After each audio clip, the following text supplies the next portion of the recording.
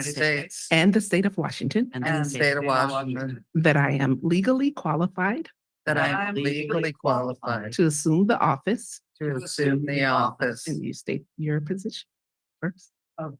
City Councilor District 6. City Council District 4. City Council District 2. And that I will support the Constitution That I I will will support the Constitution and the laws and the laws of the United States of the United States and the state of Washington, and the state of Washington, and that I will faithfully and I will faithfully and impartially discharge the duties And and impartially discharge the duties of this office of this office to the best of my ability. to the best of my ability. Congratulations. Thank you. Thank you, Judge. We're gonna. So I'm gonna bring you all over so that we're gonna do a photo during the signing. So let's. All right. Let's do the side.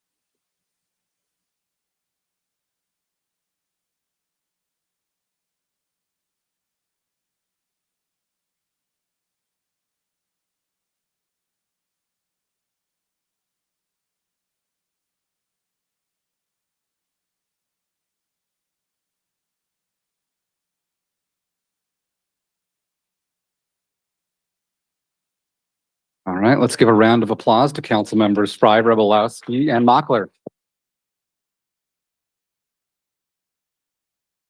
Welcome, councilors. All right, and thank you so much, Judge Flood. Next up on our agenda is election of 2024 council officers. So we have a procedure we'll follow. We did meet at 5 o'clock in the first floor council chambers to discuss the agenda, give an opportunity to council members who wanted to make any statement that were interested in running for a position. Also want to encourage folks to also participate online via Zoom or view us in person here. So for the election, I'll start off by asking if there are any nominations for the office of the president. Council members, please just raise your hand or mic. Yes, Councilmember Roblowski. I nominate Jennifer Chamberlain. Do you accept Councilmember Chamberlain? Yes. Are there any other nominations for the office of the president? Yes, Councilmember Fry.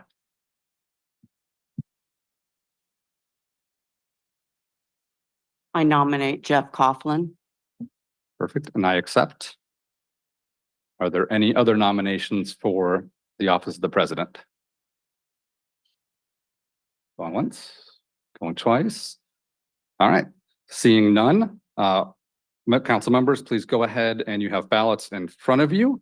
Please fill those out and sign them and hand them to the city clerk with a vote for either Chamberlain or Coughlin.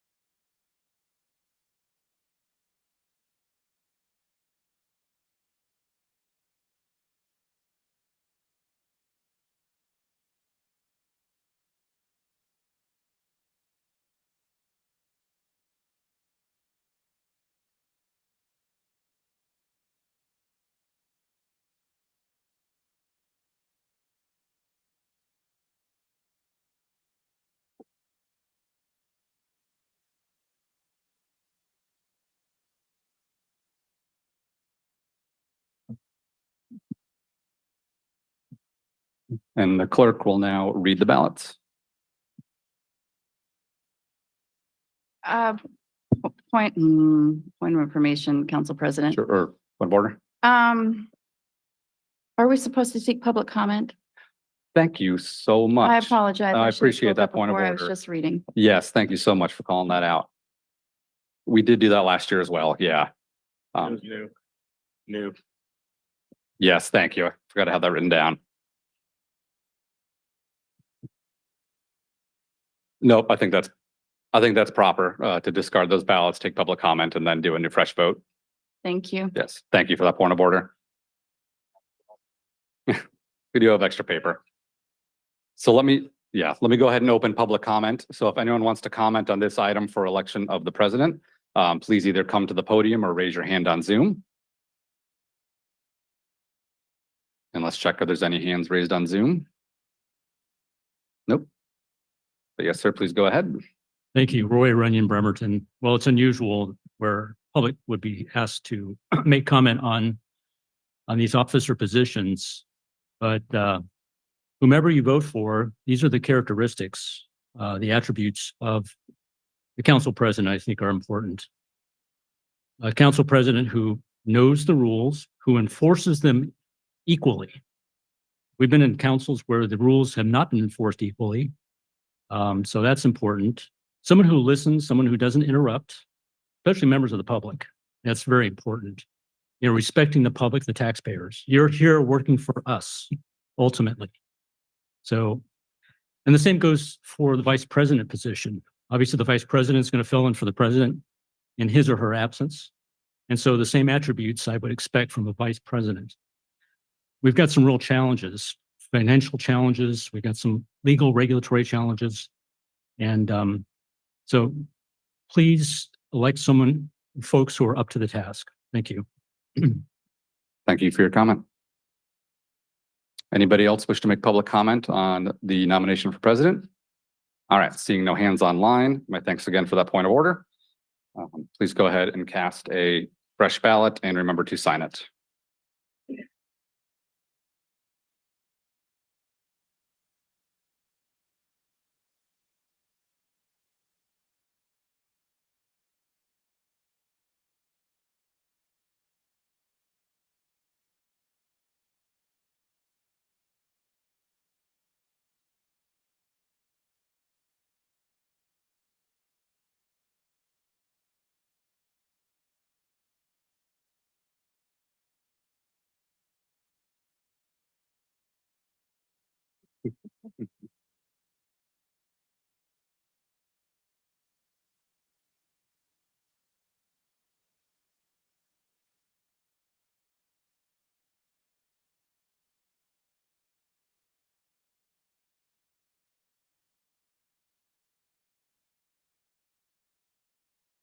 All right, Councilmember Mochler or Councilmember Chamberlain?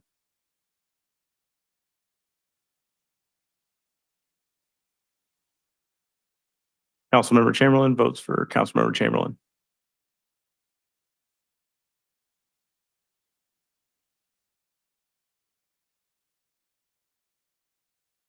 Councilmember Fry for Councilmember Coughlin.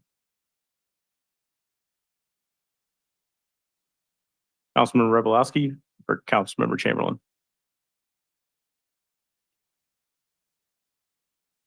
Councilmember Coughlin for Councilmember Coughlin.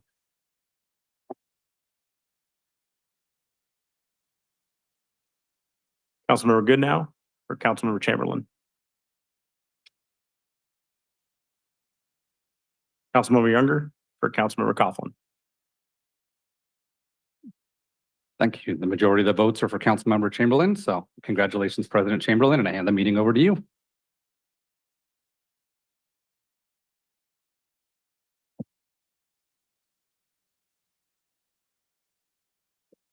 Thank you.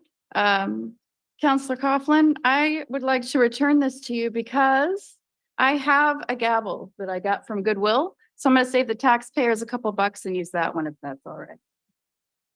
It was a joke that somebody got for me, but so thank you, counselors. I'm going to go ahead and turn it over to nominations for vice president. Do we have any nominations for vice president?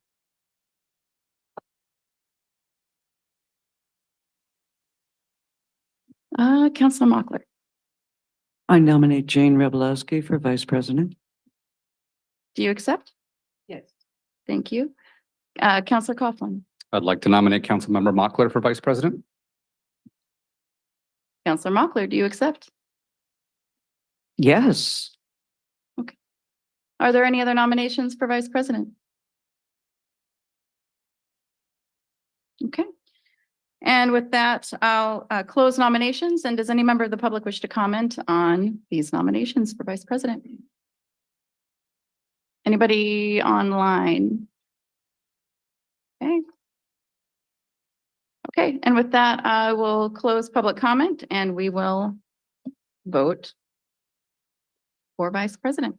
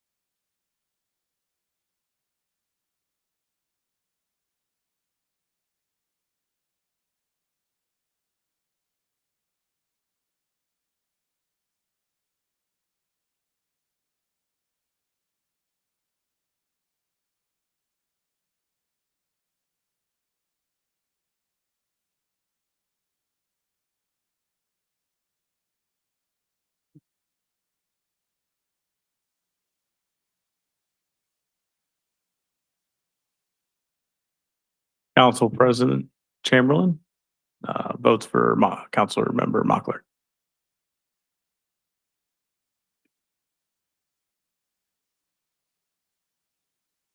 Councilmember Fry or Councilmember Robolowski?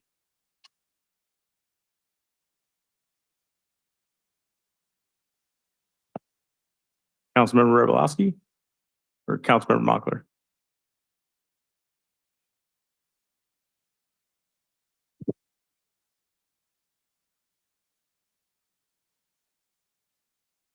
Councilmember Coughlin or Councilmember Mochler?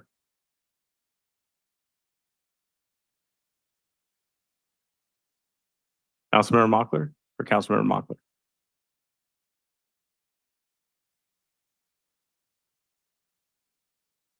Councilmember Younger or Councilmember Mochler?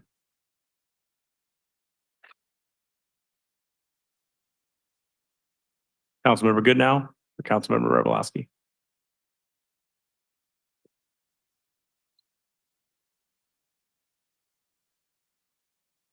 Votes for Councilmember Mochler, 5 to Councilmember Robolowski, 2.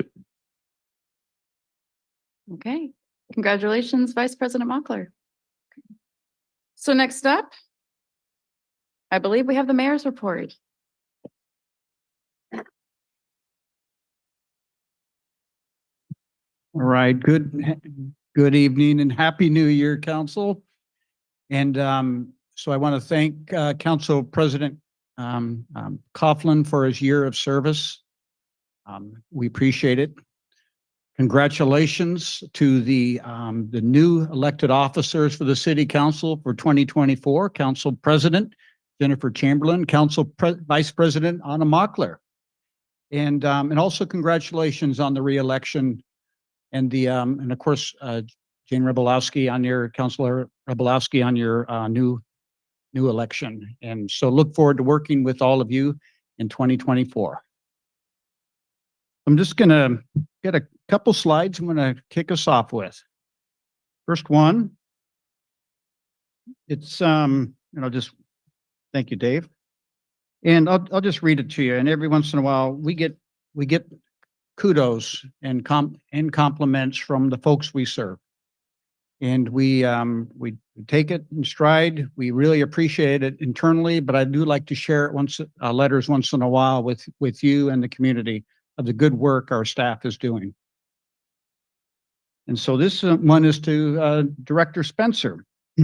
As 2023 draws to a close, AT&T would like to express gratitude and appreciation for the exceptional people at the City of Bremerton that made it possible for AT&T to improve wireless services throughout the city. The demand for wireless services continues to grow, and robust wireless capabilities are essential for staying connected to loved ones, conducting business, and maintaining public safety. Each project improves our network and enhances the effectiveness of public safety communications, FirstNet, for the benefit of residents, businesses, and first responders. The guidance and support from the Community Development Department are essential to our success, and we are grateful for the opportunity to work with staff. We'd like to acknowledge Tara Owensby for her professionalism, assistance, and dedication to service. And again, thank you to everyone at the City of Bremerton for your support, and we look forward to continued success in 2024. This is from Carl Gibson, State President of Washington, Oregon, External and Legislative Affairs. I just wanted to take a moment and share that with you. All right, next slide. All right, as you are aware, we have been working on a shelter proposal, and we are finalizing the product that you'll be reviewing on next week at this time, January 10th. So that's an artist's rendering of what the build out of the site just north of the Oyster Bay complex will look like. And that's a sprung structure, of course, parking and the access to Oyster Bay Avenue. Next slide, please. That's just another view, just trying to give you a kind of a picture of what this will look like and what the proposal's shaping up to look like for you, for your consideration. Next slide. Thank you, Dave. That's just another view looking north. Next slide, please. So this is just a little further up the hill. You get a closer look at some landscaping. The trees are mature. And so in this viewpoint, so they won't start off quite like that, but you're pretty much getting a layout of what a tree canopy will look like at full development. Next slide, please. This is just kind of gives you a close-up of the north end of the structure and the parking lot. And you'll see there's landscaping and just some other features to make this. It is going to be a nice looking building when we're complete. Next slide, please. And this is just one. Just wanted to share this with you. This is on the east side of the building towards the back. And it's part of the enclosed campus. And remember, this will be entirely fenced. And so this just offers some outdoor seating, some different ways to take a break and come outside and get some fresh air. And so all of this will be finely tuned once we have your approval. Which is what we're working for. And once we have that approval, then you'll start to fine tune this design. That's it for this slideshow. And next slide, Dave. So I have the Salvation Army here, Captain Dana Walters, just to provide a few comments and an update. I'm going to turn it over to Captain Walters.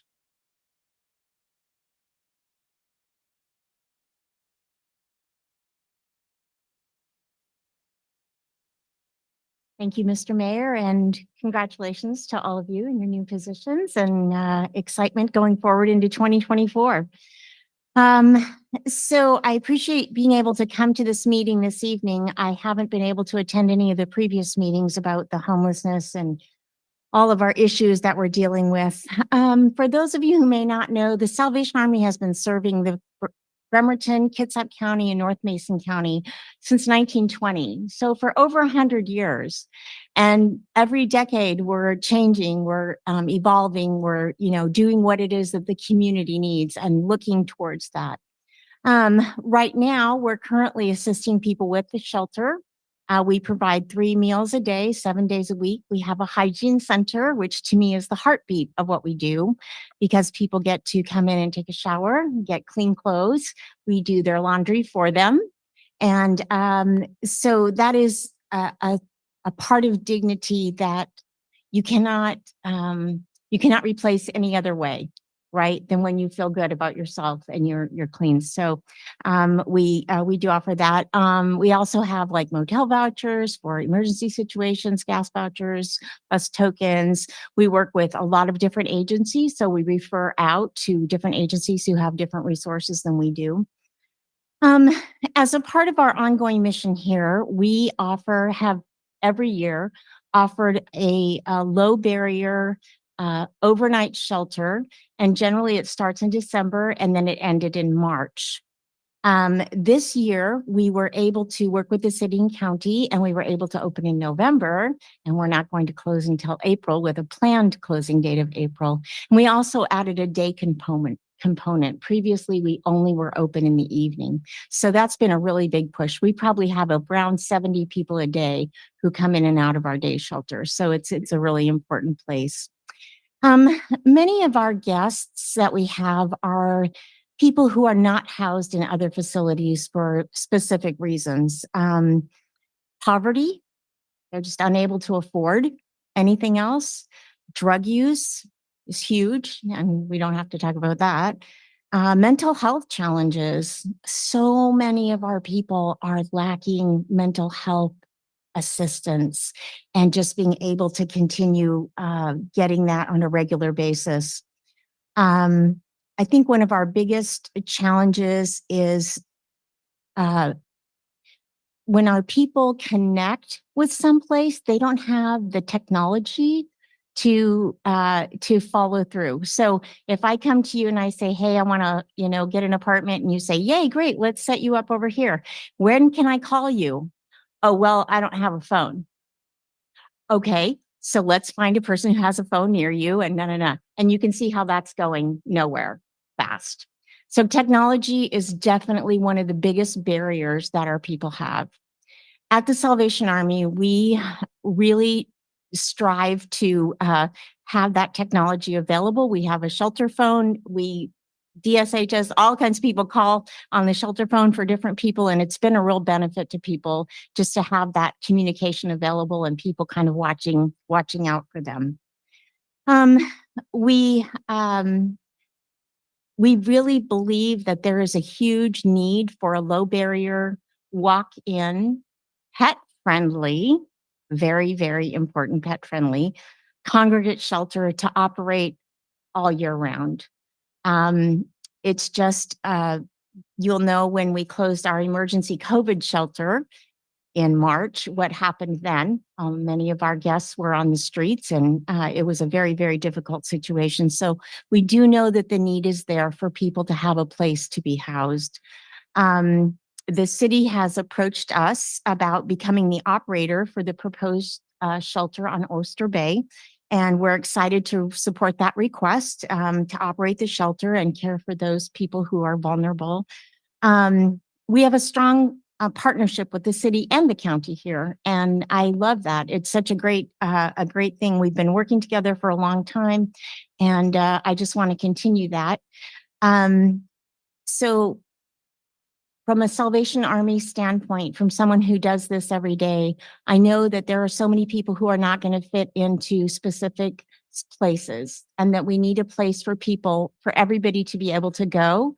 I don't think they should stay there forever. Absolutely not. I believe a congregate walk-in, low barrier, pet-friendly shelter is a beginning place. It's a foundational place where people can come, whether they're just out of jail, prison, they're in a domestic violence situation, whatever. There's nothing to bar you from coming in unless you are violent, and then we don't let you in because we protect our guests. But I think this congregate shelter is something that is very foundational to what we need to build on going forward. So, do you have any questions?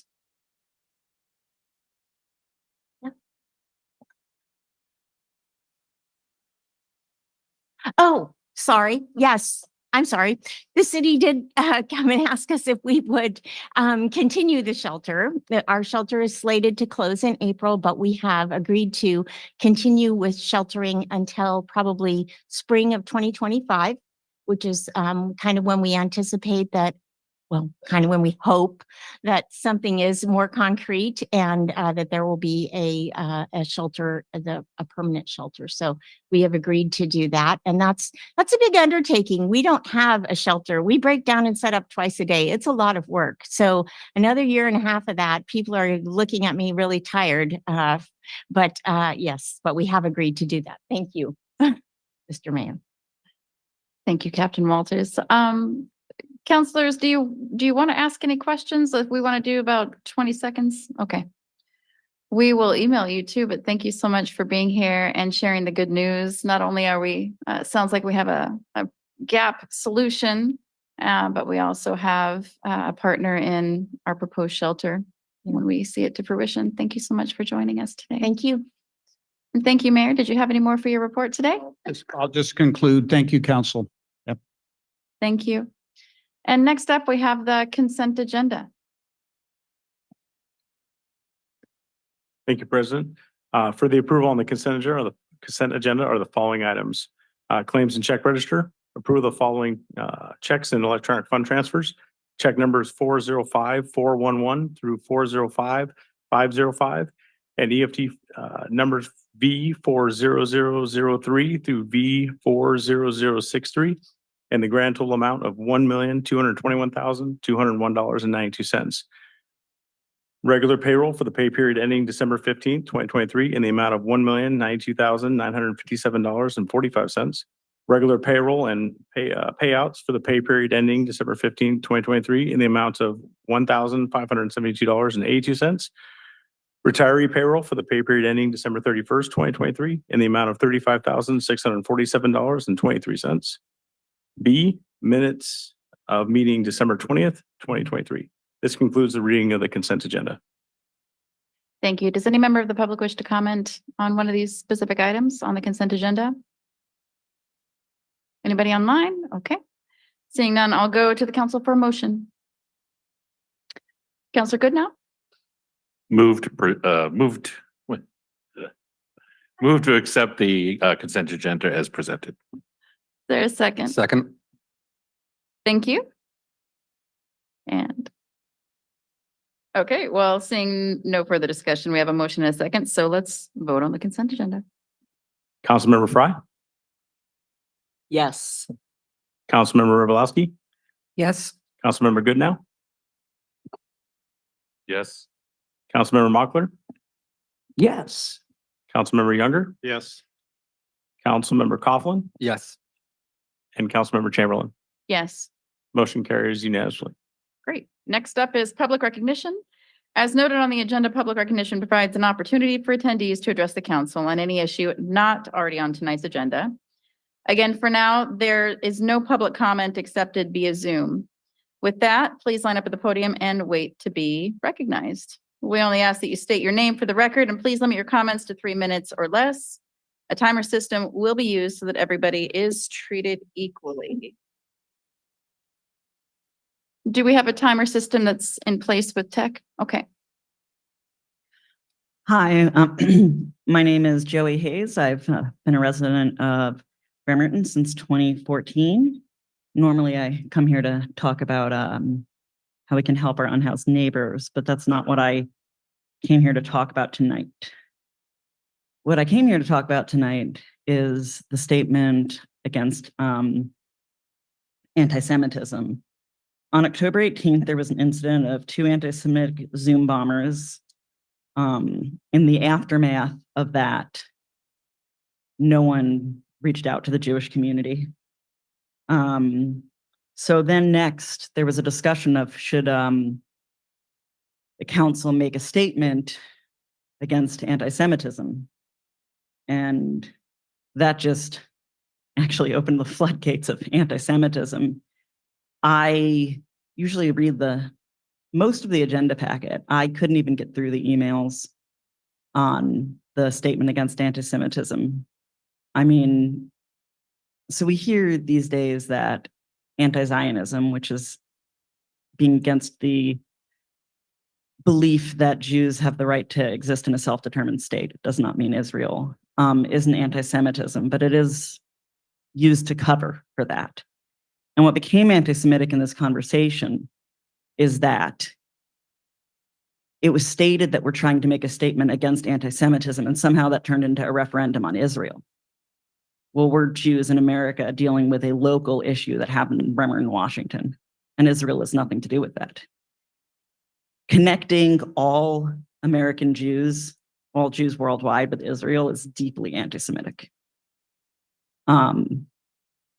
I came to this discussion initially before I read the agenda packet thinking we should make a more general statement against hate. And I came out of it thinking that we absolutely need a statement against anti-Semitism.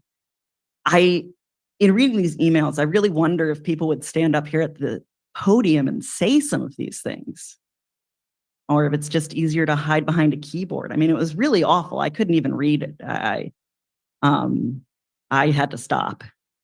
And you know, I love this community and I do a lot within this community. And I don't think anything has ever made me feel as unwelcome as this conversation. So I would like to encourage the council to vote on and pass a statement against anti-Semitism, specifically and only anti-Semitism, because that is the issue and it is not a referendum on Israel and Israeli governmental policy, because this is Bremerton and this is the United States. Thank you. Thank you. Hi, I'm Molly Brooks. I too am. Miss Brooks, and I apologize. Can you wait for just one moment? Okay. We're gonna reset the timer. No, you're all good. Oh, okay, I there it want goes. you to get all the time that you deserve. Thank you, Miss Brooks. Go right ahead. Hi, my name is Molly Brooks. I too am usually here to talk about housing.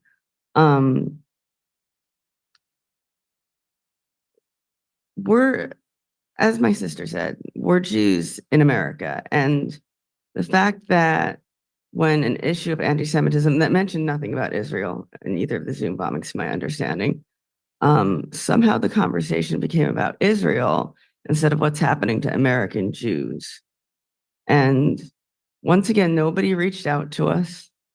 I know you guys reached out to a local imam, which is great, but you didn't reach out to any of our religious leaders.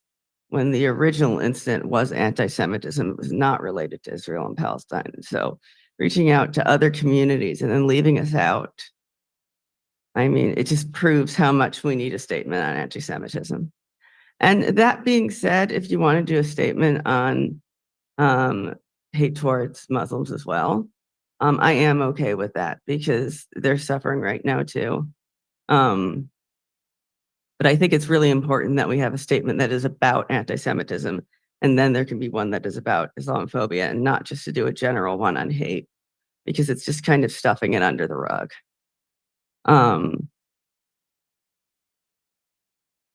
When people say there's something anti-Semitic going on, people go, no, it's anti-Zionism. No, we have to talk about something else. No, we're going to talk about Israel now. That's deeply anti-Semitic. And that is not to say that being against Israel is anti-Semitic, but bringing it up every time Jews come up is. I'm not a citizen of Israel. Most American Jews are not. And what happens to us might be caused by how people feel about Israel, but we have nothing to do with what's going on over there. Some of us agree, some of us don't. Even asking us to say which it is, do we or do we not agree with Israel, is another thing that's extremely anti-Semitic, which is the fact that none of our leaders were reached out to, but other leaders were reached out to. Really bothers me, especially since when this first happened, it was brought up that our leaders were not reached out to after the incident. And apparently nobody heard that because it happened again, that nobody reached out to our leaders. So I think it's really important you pass the statement. And again, like I said, if you want to also do one on Islamophobia, that would make sense. That would be okay. But please don't make it a general statement or not do the statement at all. Thank you. Thank you. You good? Hello, I'm Jennifer Malone. I've been in Bremerton for about 14 years. Just bought my first house 2 years ago. I love this city. It's great. I used to grow up on the other side of the water, but I'm having a lot of problems with the trailers or mobile homes parking down our street. We have tweakers going in or out of our yard. I put an electric fence up. They made me take it down. So, the tweakers and, I know people are homeless and I'm sorry for that, but to live down where we live, I mean, there's cars constantly going in and out, in and out, in and out. And I know it's regulated. I've been around it before. I lived in Tacoma. I know what it is. Ms. Malone, can you Yes. speak closer to the microphone? Oh, sorry. No, you're good. I've never done this. Sorry. So I'm reaching out today because nobody's gotten back to me. And it's been a year we've been struggling. And then Saturday, so we have 2 motorhomes, and then Saturday, a new one comes. They come along my fence and I called the police and my husband's out there yelling and I'm loud and they left. Come home tomorrow. Yesterday when I came home, now the third one's parked behind the second one. And it's so frustrating. The first one has a dog and lets it go and charges my fence at my dogs. That's the only reason why I had that electric fence up is because we've had people go through our backyard. We have a lot of stuff in our garage. We've had stuff taken off of our carport and everything. And it's just, I'm getting tired and stressed about it.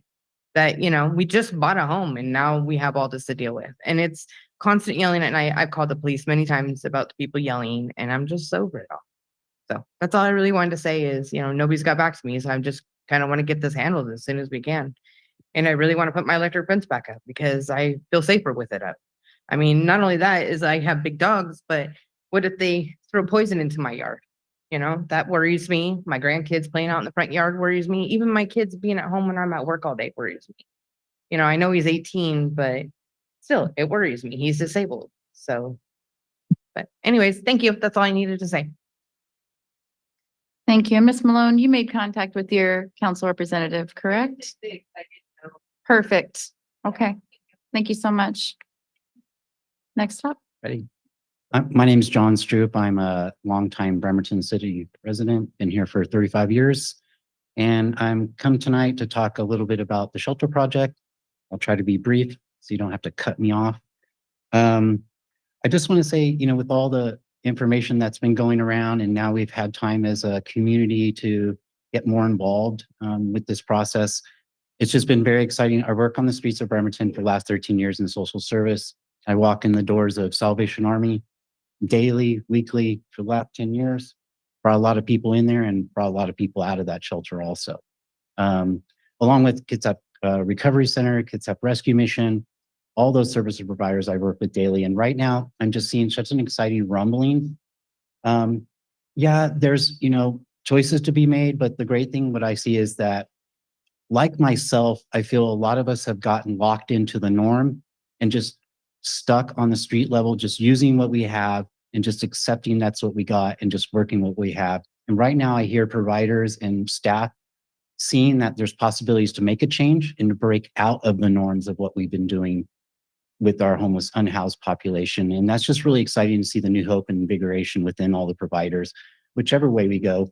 And also just, you know, hearing the Salvation speak tonight, Salvation Army, I appreciate them coming. Dana Walters, such a huge impact in so many ways, not only housing our community, very grateful for that. I work alongside some staff that volunteer and work in there. And, you know, I was kind of caught off guard when I heard one of my coworkers say that she was already knows that she's a staff member to the new shelter the mayor is bringing. Kind of caught me by surprise that her and her staff believe that they're actually operating that new shelter already. And I kept trying to explain to her that I thought decisions hadn't been made yet and kind of caught her by surprise. So I was finding that very interesting. And also in those conversations, it was really neat to hear staff at the Salvation Army excited to hear that there could be opportunities for people that really don't belong there to have different places to go. So thank you very much for that. And the last thing I'll say is it was great to see those pictures. The only thing I think we're missing is my daughter and all her friends that play probably about 10 feet from where that car was coming out the entrance on a daily basis. So I just really still am struggling with that factor, but I guess that's just a park full of children. But I did find that interesting how that was left out of that picture there. And thank you all for what you do. Appreciate you giving the opportunity for us to come up and speak tonight. Thank you. Thank you.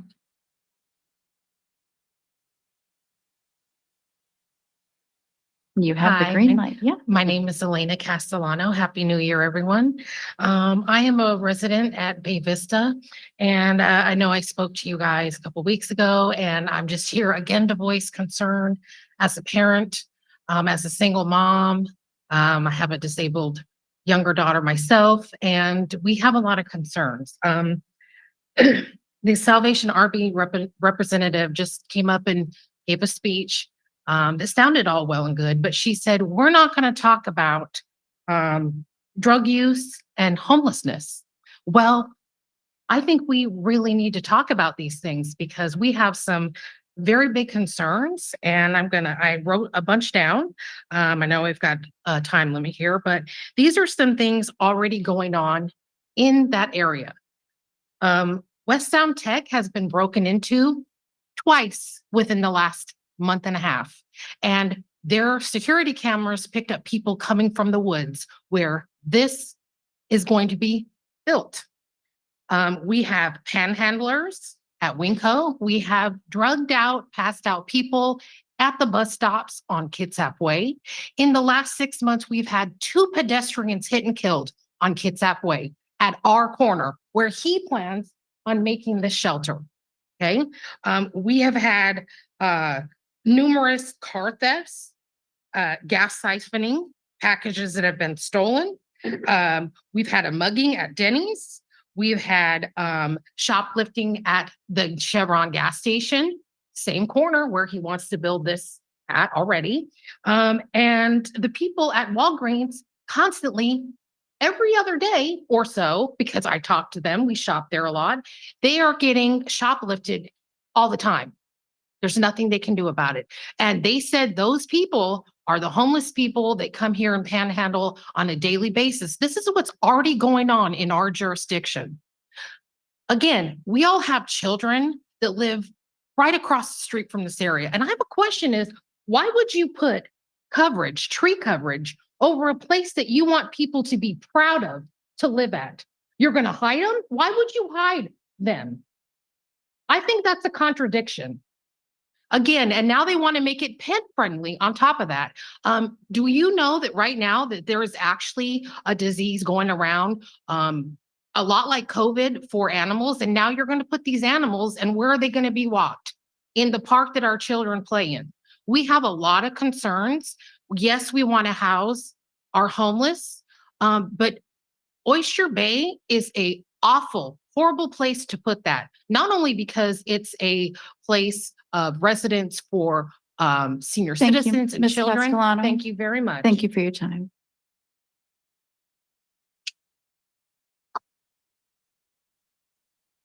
Hi, guys. Adrian, District 2.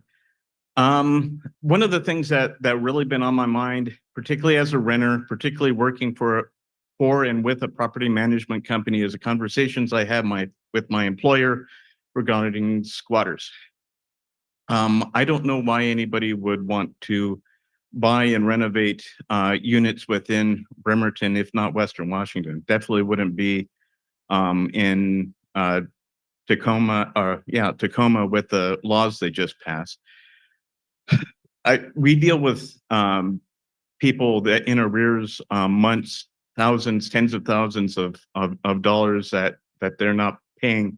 And as a renter myself, heart goes out to people that can't pay, but there are people that aren't paying, and they should have reinforcement for business owners that really go in with pure intentions, with good hearts, to restore buildings, allow people, particularly people that can afford a place to stay, a good place to stay, to be able to be there.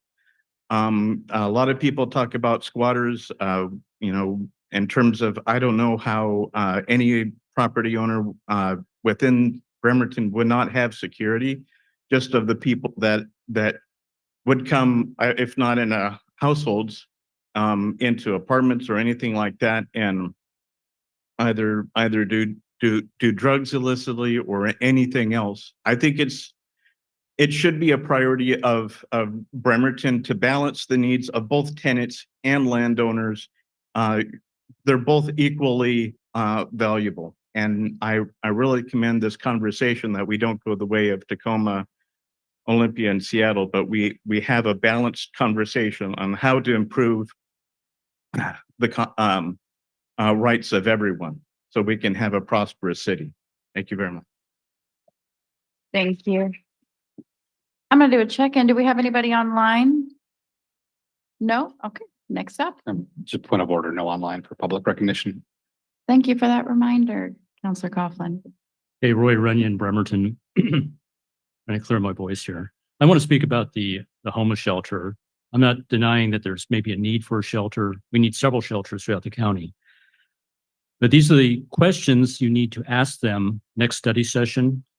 What is the total cost? So we've got some capital costs for these two options, but we saw in the illustration that Greg presented, we have a nice driveway and we have a sidewalk. We have residential areas in the city that don't have sidewalks, folks.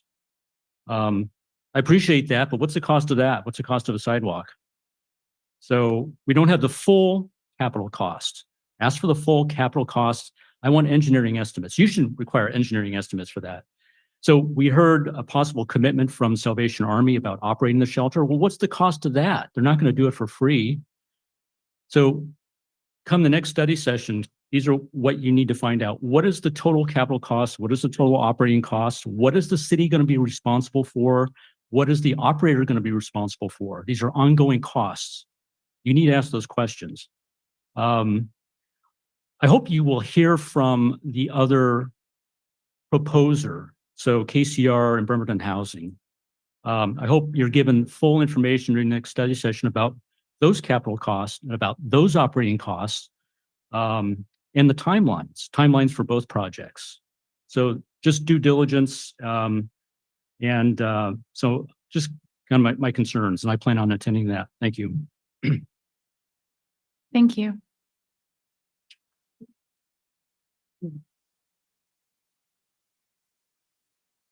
Hi, my name is Kalena Noah Asantista. I'm from Hawaii. I'm just a concerned citizen of Bremerton because I love this beautiful place. I'm a survivor from child trafficking from Hawaii at the age of 3 to 10. And I'm a mourning of a father, lost a daughter 9 years ago. I'm just a concerned citizen and I'm just introducing myself. So my name is Kalena Noah Asantista, and thank to meet all you guys and Happy New Year. Thank you.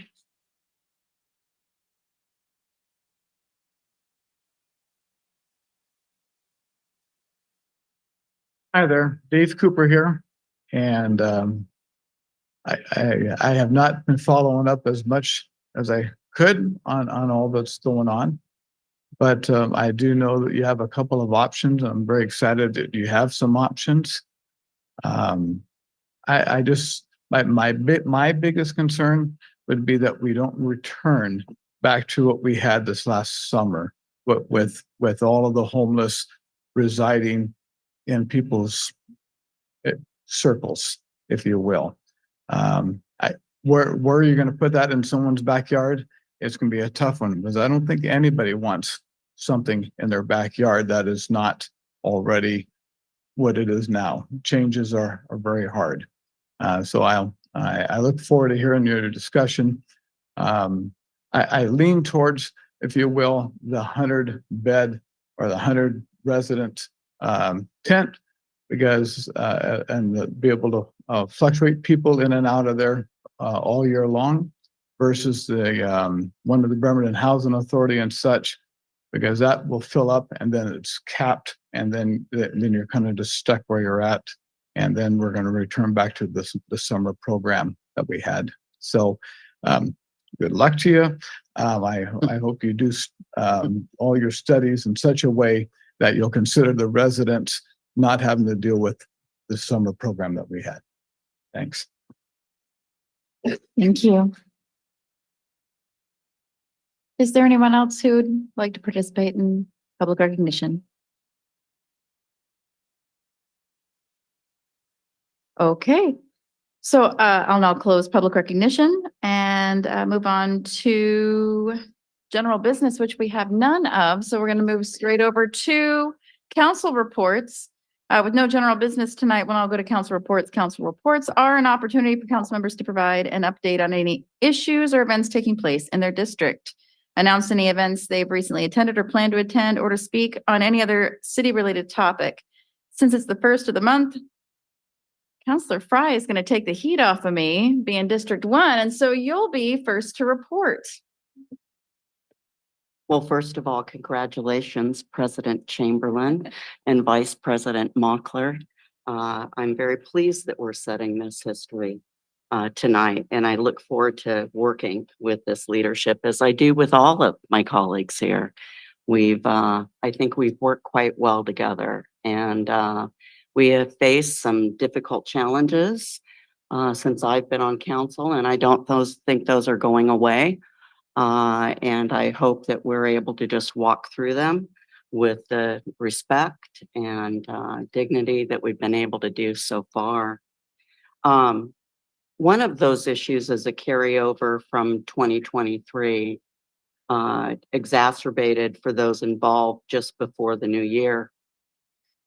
I'm referring to the conflict that has developed between the city of Bremerton and some of its most trusted community partners. That conflict is now public, after being reported in the Kitsap Sun. For me, this is one of the most important issues we faced. I know I'm biased. I freely admit that I'm biased. I began my 40-year career in nonprofit as a survivor of domestic violence in the early 80s, starting as a volunteer in a local domestic violence shelter and ultimately becoming the CEO of several YWCAs in California and then here in Kitsap, as well as serving in regional and national YWCA roles. And that experience creates a bias, which I am very conscious. I've done a really thorough self-check though about that bias, and I'm good with it. And here's why. The grassroots work of nonprofits has evolved over the years to be recognized by local, state, and federal government agencies across the country and around the world for a simple reason. They work most closely with our most vulnerable, and they have the perspective we need in making critical decisions about how best to serve them. I call it having their fingers on the pulse of our most vulnerable. Here in Kitsap, we have many nonprofits, perhaps too many, some say. They vary in size from small volunteer-run efforts to larger organizations with professional staff. Kitsap Community Resources, Bremerton Housing Authority, St. Vincent de Paul, and Kitsap Mental Health Services are what we might be called the big dog in housing services here in Kitsap. I've worked with them.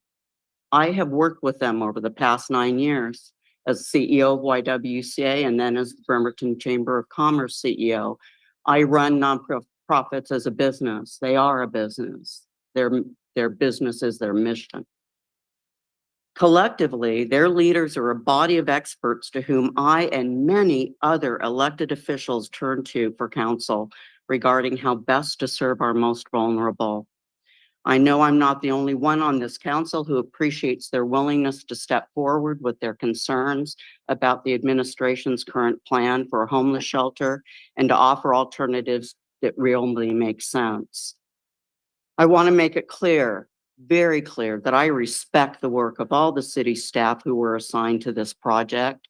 I know that you and the mayor have spent countless hours researching and ultimately planning for a congregate shelter on public works property on Oyster Bay. I believe that it is truly unfortunate that your work wasn't better informed by those community partners cited here so that we could have an option that our community is supportive of. Perhaps there's still time to reach that goal. I encourage the mayor to work with this group of nonprofit leaders in the planning for a hybrid site that best serves those who need it.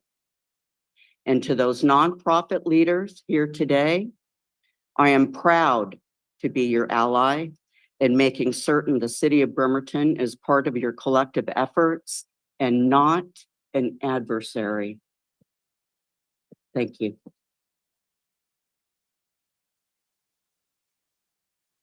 Thank you, Councilor Fry. Next up, we have District 3, Councilor Coughlin. Thank you, President Chamberlain, and my sincere congrats to both you and Vice President Mockler. I am really excited for the year ahead and continuing to tackle tough challenges. I'm excited. The comp plan we have this year is going to be a really big lift that's going to affect the city for the next 20 years. And then personally, I think we need to keep focusing on finding additional funding sources for the large amount of work the city does for its residents. And really to focus on collaboration. Collaboration not only amongst ourselves, but with our city, with our county and nonprofit partners. And I really want to see us bridge the gap that exists right now between mayor and council. Over the past year while I was president, I talked to legal, almost every day it felt like, talked to directors a lot, navigated a lot of tricky situations to fruition. And I've offered the mayor various sit downs and meetings over the past year that weren't accepted, just to try and to talk and collaborate and get on the same page. But over the entire past year, I only saw the inside of the mayor's office one time. So my urging and asking of you, Mayor, is please sit down with this new council and president and vice president. Please have regular meetings, even if it's just every couple of weeks, to try and get on the same page. And I want to echo Counselor Fry's comments that I am really disappointed in the conversations lately with our community partners. These are partners that not only have expertise in the needs of the community and continuum of care, but expertise in how to get funding.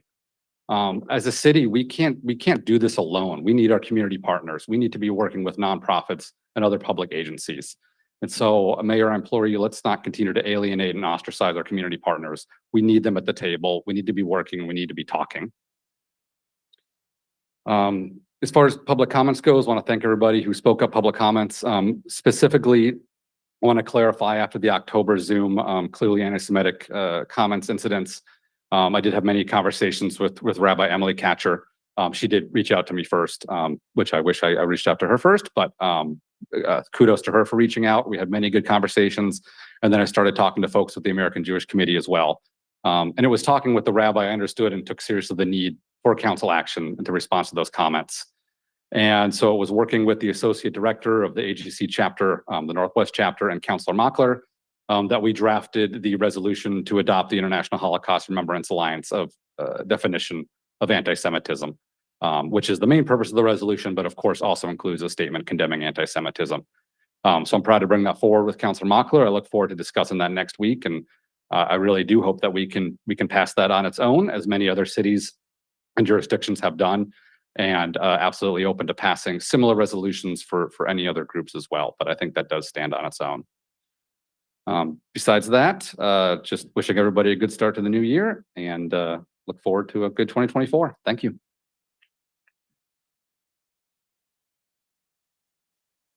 Thank you. Next up, we have District 4, Counselor Robolowski. Hi, thank you.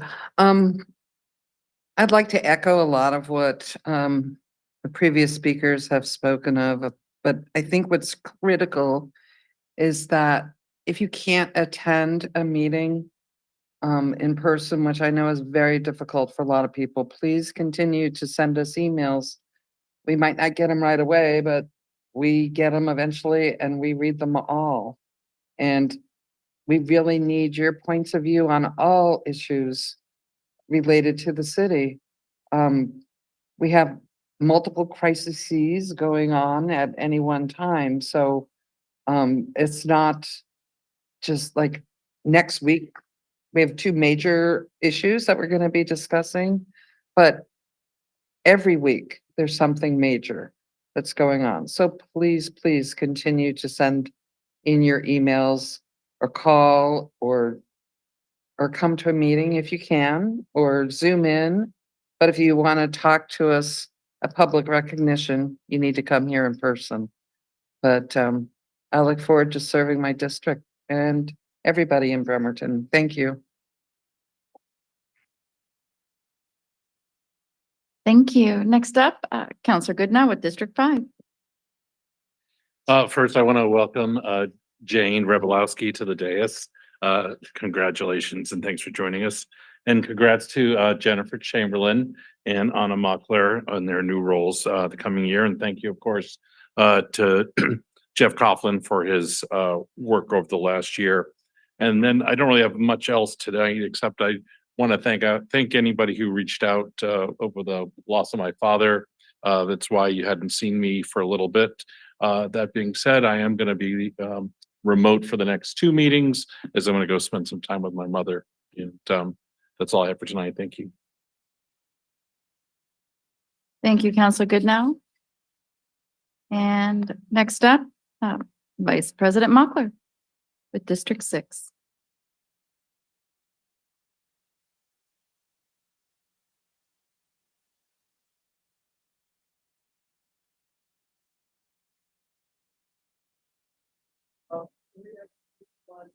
Is your mic on, Vice President Mockler?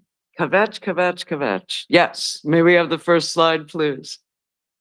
Okay, so District 6 Council Report. Next slide, please.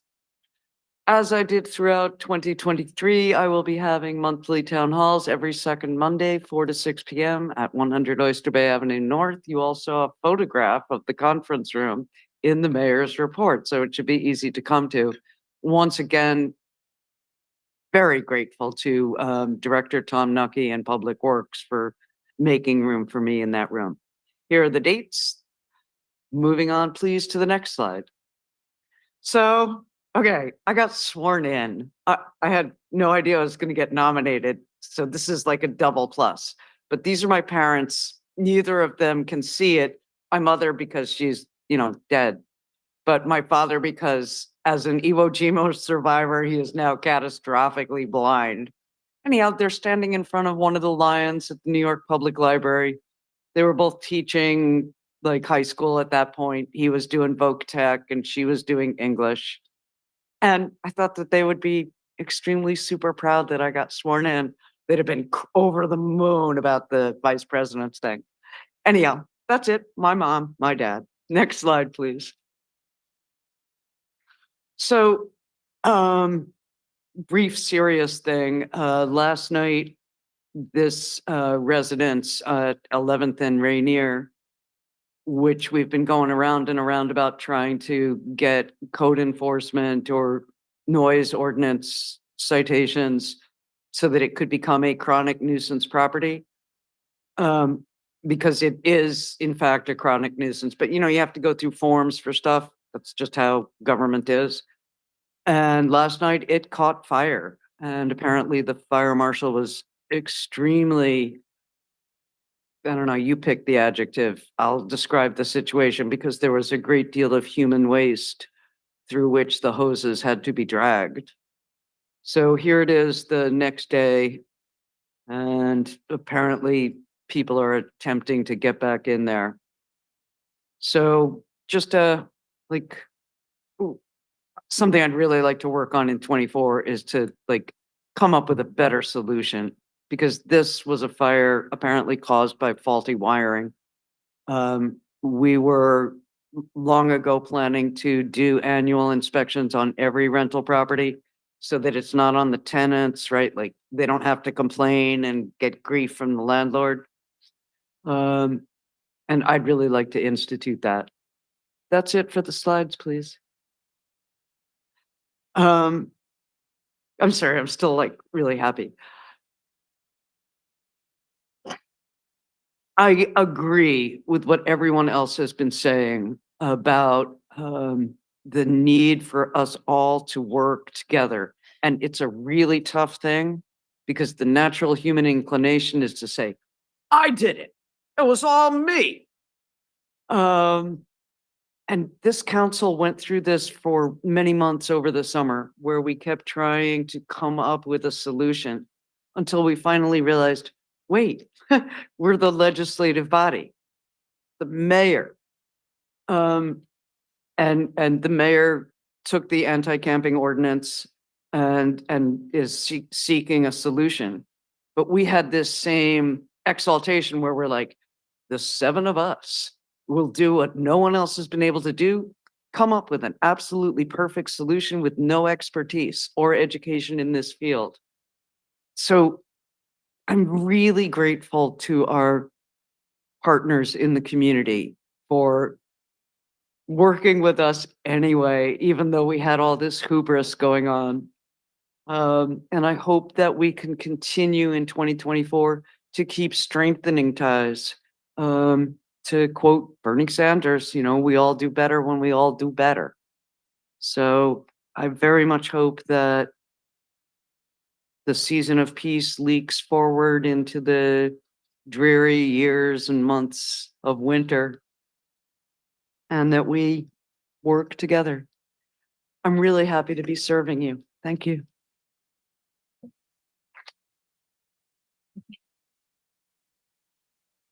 Next up, Counselor Younger for District 7. You got a report? Thank you. Congratulations to our new 2024 council president and vice president. I'm going to put you on the hot seat starting next week. So the mayor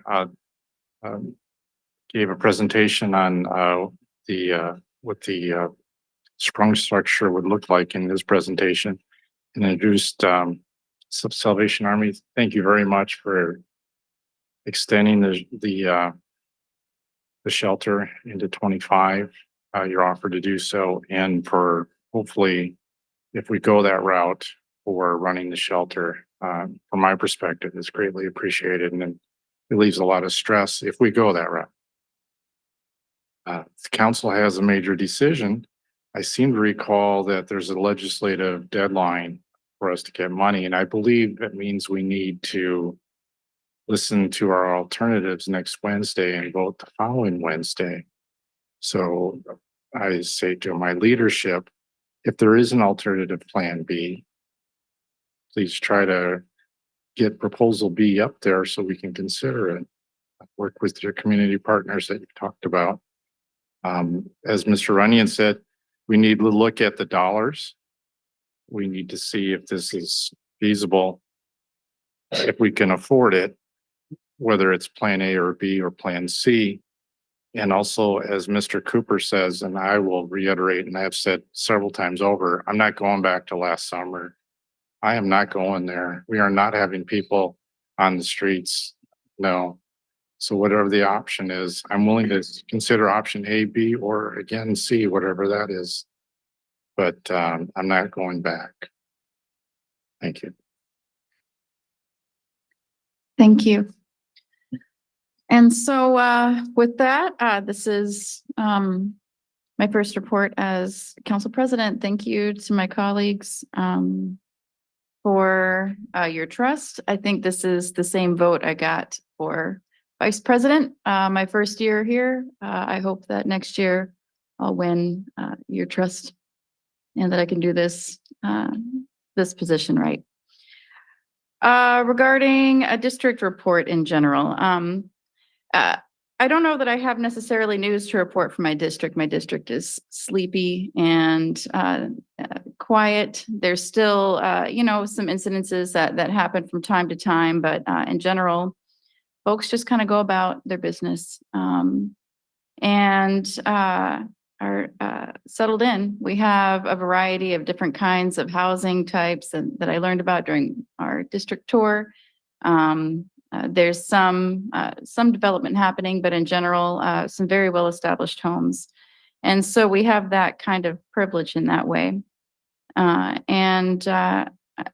I'm excited to see what changes are going to come with the new year, this new legislation that is focused on equity in housing. And so we might see more multifamily housing propping up in different parts of the city, my district included. I wanted to just take a moment and honor a couple of members that spoke today. And so we had Joey Hayes and Molly Brooks really spoke from their heart today. And I appreciate that. And this has been a learning opportunity on this issue. And thank you for providing additional narrative to help reframe the paradigm. I appreciate that. I attended with Councilor Mockler. We actually attended Friday Shabbat at Congregation Beth Atikva. And that was a lot of fun. I did not know that there was going to be a guitar involved, or I would have been there sooner, and food. That's surely one way to get me there, is offer me food. So that was a really lovely experience. Very, small, tight-knit group. My brother's a member. On a personal note, very grateful for the inclusive community that is provided to him there. Very, very happy for him in particular, but in general that our community, Jewish community, has a place to be. I also had an opportunity to meet another, small section of the community. And I was able to attend a potluck at the Islamic Center of Kitsap County and sit down with the women and eat some food. Again, that's a surefire way to get me anywhere. So offer me some free pizza, I'll be there. And my takeaway is that, we just have just an amazing community that we need to honor in separate ways. And that there are vulnerable people out there that feel scared and that need to be protected. So with that, I have nothing else for my district report. And I just wanted to congratulate Vice President Mockler. And ladies, this is pretty wonderful that we had Judge Flood here to swear you in today. And I'm honored to be on this council with you. Pretty historic. And outgoing President Coughlin. You've taught me a lot this year, and it's just been the utmost privilege to learn and work with you. And you've carried so many things through council this year, and I'm just in awe of the way that you have been part of some of the movements to make change in our city. So the way you listen to your constituents and the sheer amount of meetings that you attend. Thank you. Thank you from the bottom of my heart for your service to our city. And I appreciate you. All right. So counselors, please send me your council committee assignments by this Friday. And with that, the next meeting is going to be next Wednesday, study session, January 10th at 5 p.m.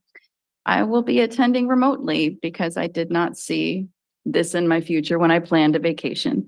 For bakers, January is a good month to go on vacation. So we'll see you next week. Thank you all for being here. Happy New Year and have a good evening.